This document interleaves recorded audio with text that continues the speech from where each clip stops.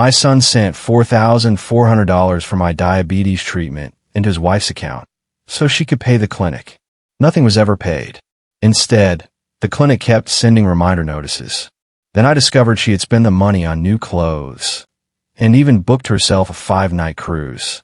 My name is Walter Higgins, and I spent 31 years running concrete crews and steel framing jobs across Louisville, Kentucky, before my knees finally decided I was retired whether I liked it or not. I never wore a suit to work a single day in my life. You'd find me in a Carhartt jacket with sawdust on my boots. I wasn't the kind of man you'd trust with a spreadsheet, but hand me a set of blueprints and I could tell you whether a wall was load-bearing before you finish your sentence. Before I tell you what happened next, tell me where you're watching from. I'd love to know. My wife, Sandra, and I have been married for 34 years. We met when I was 29, framing her cousin's garage. She brought me a glass of sweet tea because she said I looked like I was about to collapse in the July heat. We've built a quiet, comfortable life together. Our son, Nathan, is 33. He's been married for 4 years to Brienne, who's 35. Brienne works as the bookkeeper for a home goods store off Bardstown Road. She handles the daily deposits, vendor payments, and the entire ledger. She has always been meticulous with numbers. Sandra and I own a modest brick ranch on Trevelyan Way, and we paid it off 11 years ago. When schedules allowed, Nathan and Brienne joined us for Sunday dinners. My best friend, Roy Delroy, and I have known each other since 1994. We worked together on a downtown construction site, and, to this day, we still meet every Thursday morning at the same diner on Bardstown Road for eggs, coffee, and complaints about the Titans. 14 months ago, everything changed. My doctor diagnosed me with type 2 diabetes. Not the mild, kind you manage with a pamphlet and good intentions.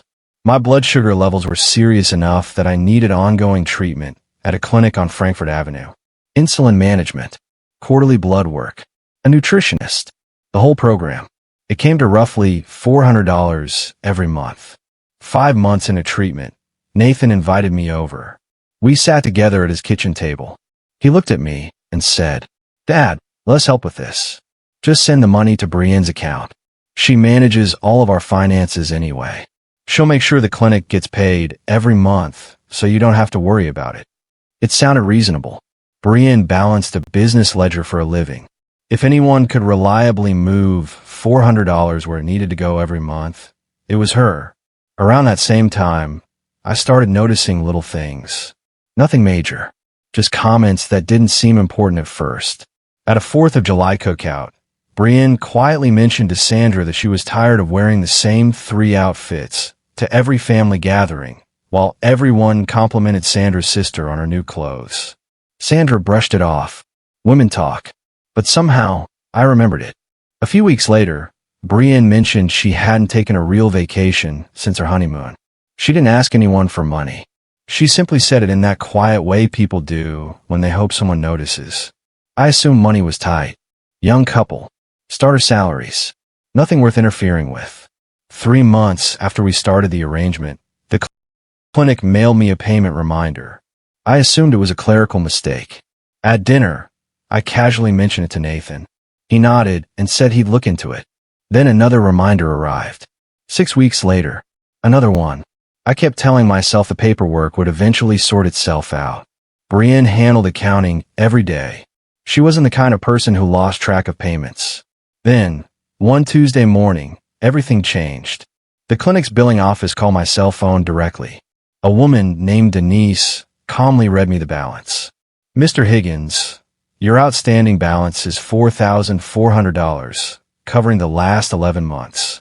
If payment isn't received within 30 days, your account may be sent to collections, and your treatment could be suspended." I sat in my truck in the clinic parking lot for a long time after that phone call. I didn't say a word. I simply stared at my hands gripping the steering wheel, as if they belonged to someone else. That night, I asked Sandra to pull our bank statements. Every month, exactly as promised, $400 had been transferred into Brienne's account. The money had gone exactly where it was supposed to go. That night, after Sandra and I reviewed our bank statements, one thing became painfully clear. Every month, without fail, $400 had been transferred into Brienne's account. The money had gone exactly where it was supposed to go. It just never made it to the clinic. Years earlier, Nathan had added me as an authorized user on an old joint credit card that we never got around to closing.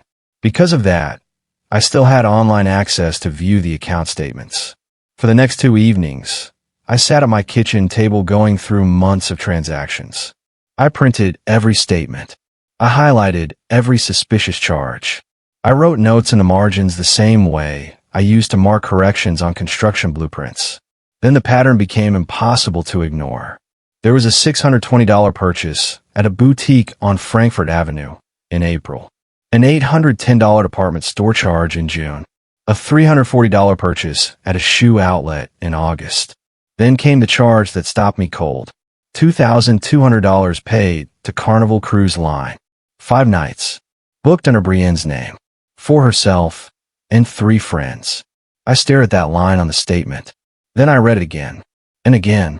It was nearly 11 o'clock at night, and I was still sitting at my kitchen table trying to convince myself I had misunderstood what I was seeing. I hadn't. I picked up the phone and called Roy. He answered on the second ring, just like he always did. "Roy," I said quietly, "I need you to listen for a minute." "I'm listening," he replied. "Go ahead." I told him everything. The clinic notices, the monthly transfers, the shopping charges, the cruise. When I finished, Roy was silent. That alone told me how serious this was. Finally, he sighed. "Walter, I love that boy like he's my own nephew. But you didn't raise him to marry someone who'd let you go without your medicine, so she could take a vacation with her friends." I rubbed my forehead. "I don't even know if Nathan knows." Roy answered immediately. "Then that's the first thing you find out. And you don't do it with anger. You do it with paperwork." He paused before continuing. "Print everything. Every transfer. Every statement. Then call Colleen." Colleen Whitfield had been my attorney for 6 years. She'd represented me during a dispute with a subcontractor near the end of my construction career. She was sharp, direct, the kind of lawyer who wasted neither words nor time. When she looked over the top of her glasses, you already knew the conversation was over before it had begun. The next morning, I carried a thick folder into her office. Inside were the bank transfers, the credit card statements, the clinic notices, everything. Colleen spent nearly 10 minutes reading through the documents without saying a single word. Finally, she closed the folder. She looked directly at me. "Walter," she said calmly, "this isn't a misunderstanding." She tapped the stack of papers. "This is a repeated pattern of diverting money that was provided for one specific purpose."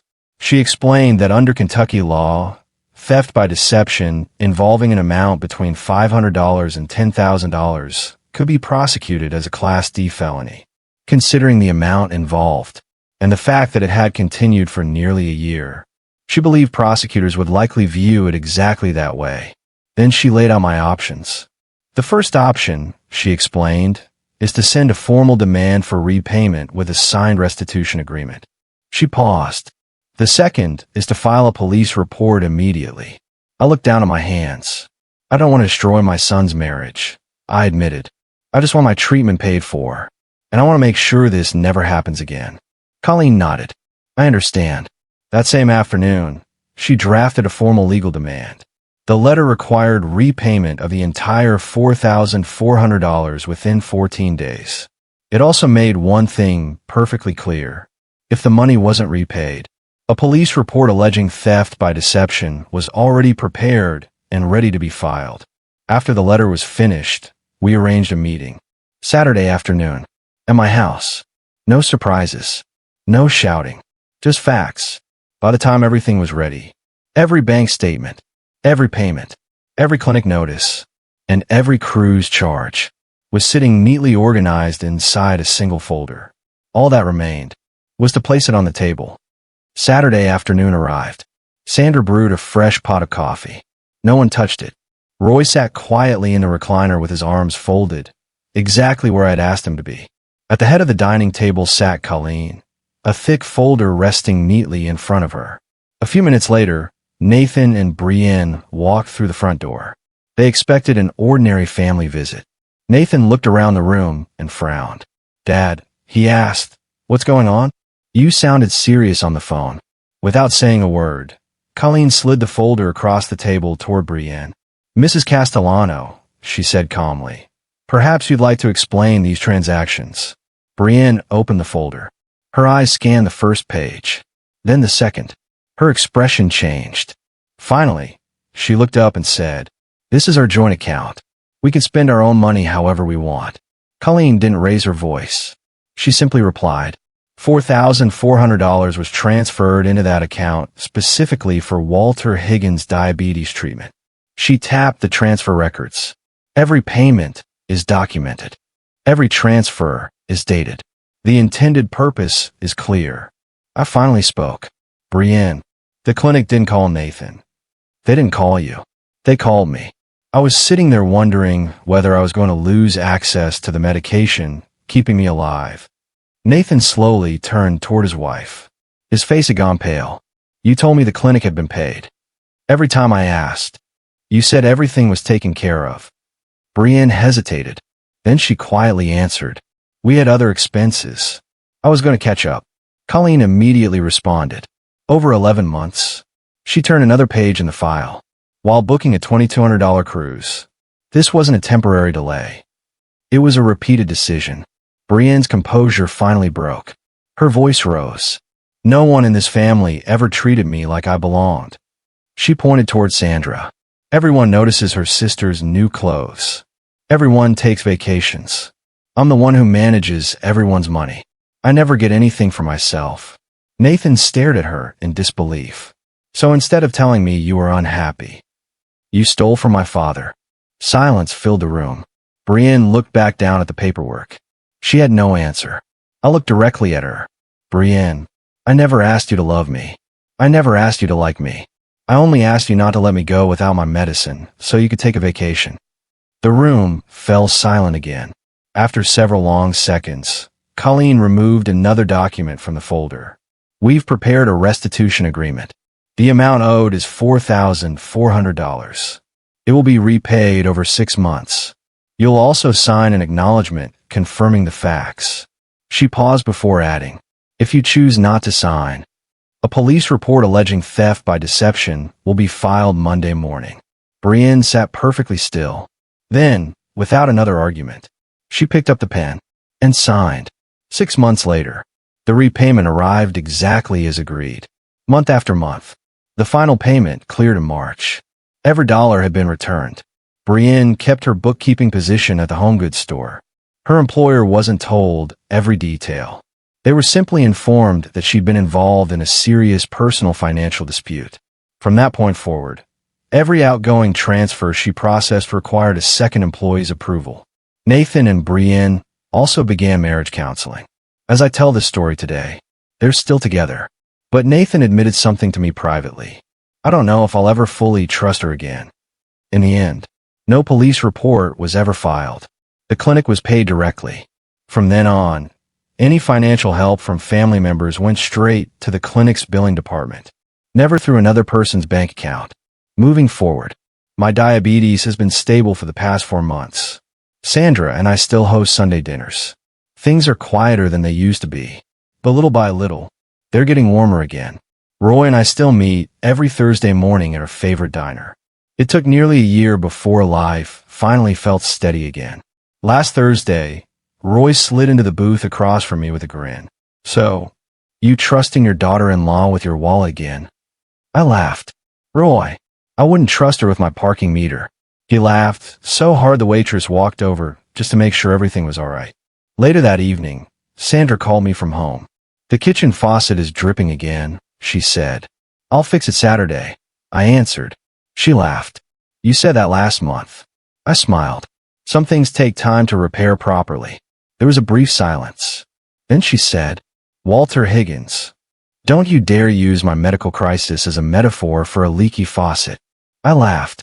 Yes, ma'am. I hung up the phone, smiling, for the first time in a very long while.